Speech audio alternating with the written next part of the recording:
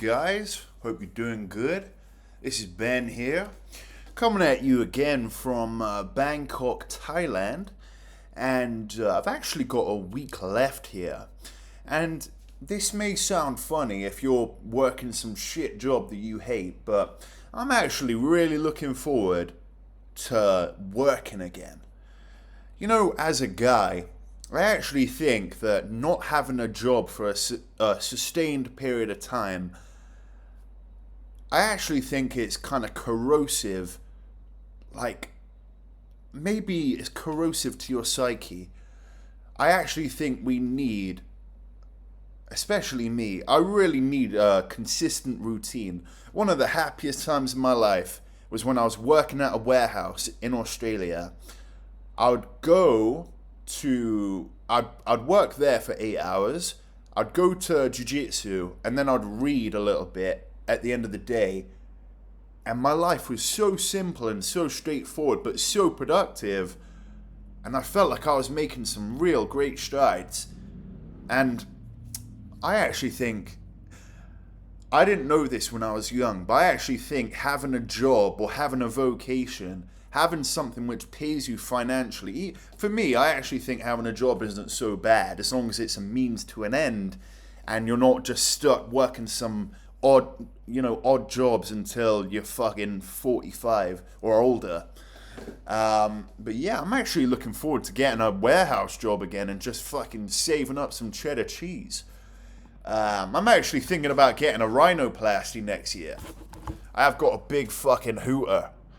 Look at that, me chavvy.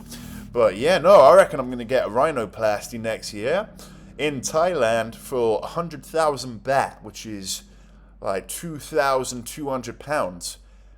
At that price, even if they do a shit job, which maybe they might, but they are still, board certified surgeons, I could probably afford to get a revision at that cost.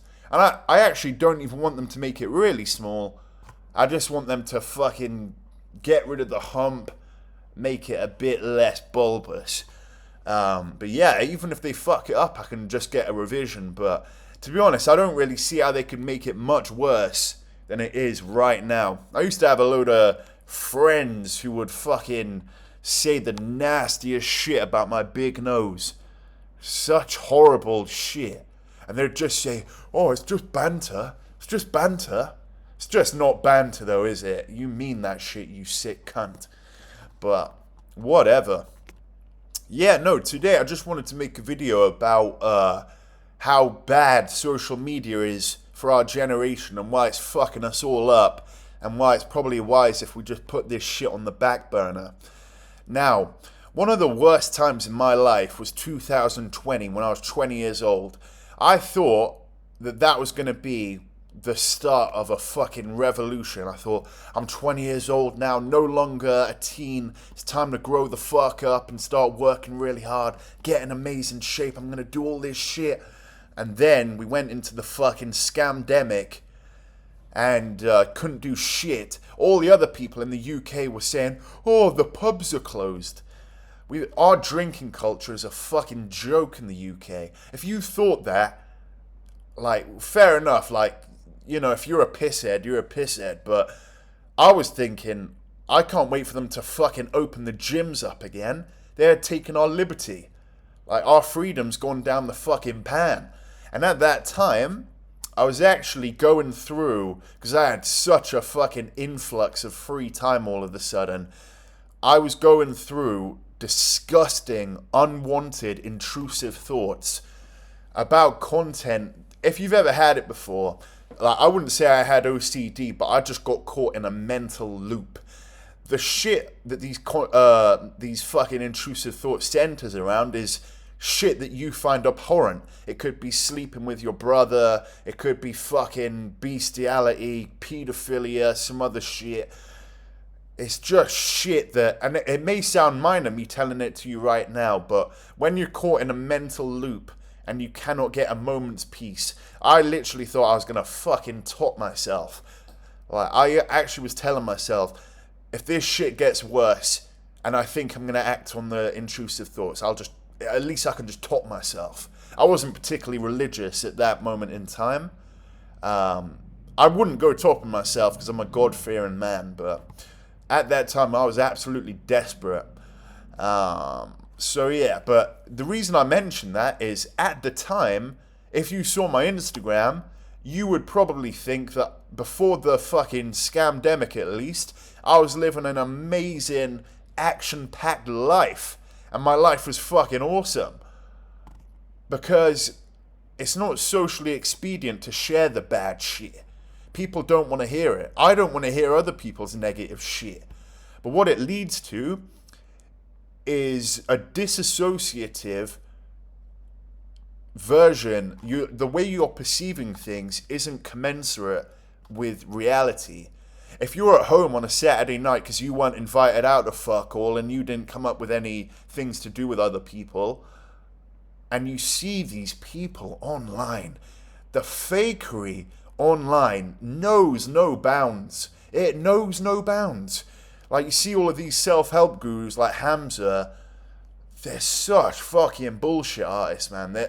The thing that they prescribe, like, their advice for you is to become a self-help YouTuber because they don't actually have any relevant skills themselves. They've never run an actual business. They're a self-help YouTuber. It's like if I wrote a book on how to write best-selling books. Do you know what I mean? It's a fucking catch-22 here. And one of the things that gets banded around online, especially in the manosphere, is £10,000 a month is chump change, is pocket change, is fuck all. You can't do anything with that. If you actually... And then, oh my god, these cunts peddle so much bullshit. Oh, every hot chick is on a boat in Dubai. It doesn't even make logistical sense. Because there's a fucking billions of fit birds. They can't all fit on the boats in Dubai. There's only so many. When I go outside, I see a shitload of ugly cunts with fit birds. So how the fuck does that work? And they look like they don't have much dough. Probably got like less than 2,000 in their bank account right now. But they just have the fucking guile to actually speak to a woman. That's what these chronically online cunts don't understand. If you speak with women on a long enough basis, if you speak with enough women, there's going to be a woman that you probably find attractive who has the primordial desire to fuck you also. And that's it. That's all it's been throughout human history. There is no new phenomenon where only 5% of men get all the pussy. That's absolute fucking bullshit. All these cunts peddle, in order for them to be necessary, they need to sell you the need for their advice. And that's why they come up with all of this negative shit. Oh, the dating world's gonna be so cutthroat. All of this shit. They never let what do they say? They never let a disaster go to waste. All of this shit. Maybe there are some parts of it that are true. I definitely think that promiscuous women and hookup culture isn't the best. But fucking hell, they peddle some bullshit. My god. Like, even a guy I look up to, First Man, they did an expose on him and his new business partner, whatever that guy's name is. First Man was saying that, oh, he's 28 and he's been making £200,000 a month for the last two to 3 years. A guy did an expose on this dude, and he had one business that made no sales, and then he just shut the fucking business down. He's probably a trust fund kiddie. He probably is. Everything you see online pretty much is bullshit, and it fucks your mental health up all the same. If you're at home on a Saturday night and you see all of this shit on Instagram, you're gonna think, wow, everybody else is fucking leading these sick lives, and here I am on a Saturday fucking furiously masturbating into a pair of shorts and then sleeping in those pair of shorts. I'm a disgrace. I might as well top myself. Like, there are so many guys out there not realizing that all of this shit online is bullshit. £10,000 a month is pocket change. Well, let me tell you something.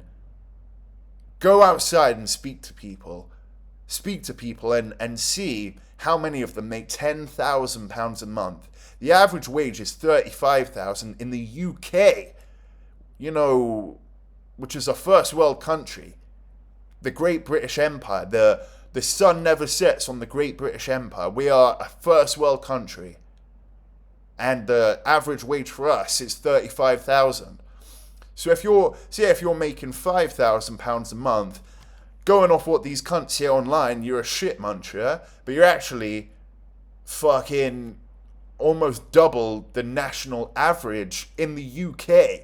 So you're probably in the 0.1% of fucking of global finances, but yet you feel like a shit muncher because you're listening to all these bullshit artists online.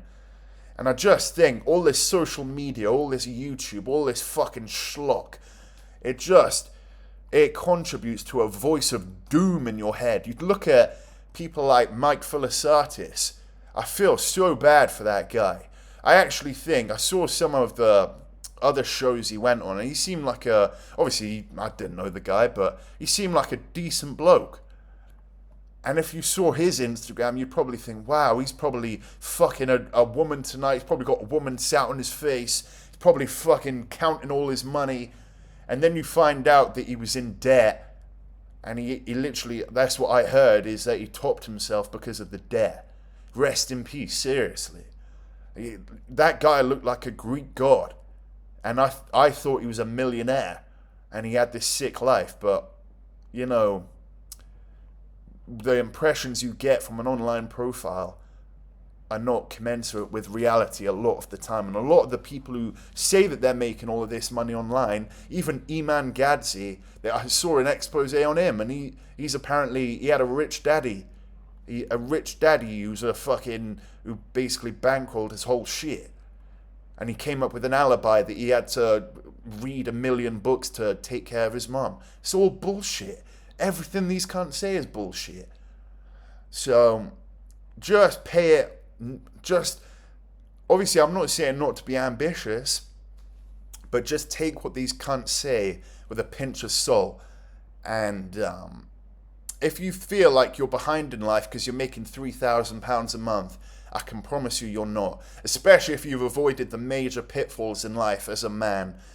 You know, kids that you don't want, getting married to a woman that you never really wanted, that wasn't your dream woman, buying a house that you didn't want, or buying to let and tying up all your money, getting in fucking debt, shit like that. If you've avoided that, if you're 30 and you've got a load of experience, a load of knowledge, not a pot to piss in, and you're sleeping on a futon, but you've avoided all the bad shit that's going to keep you shackled for life, that's a fucking win. But going off what they say online, oh, you're a shit muncher. Fuck you, cunt. You bullshit artist.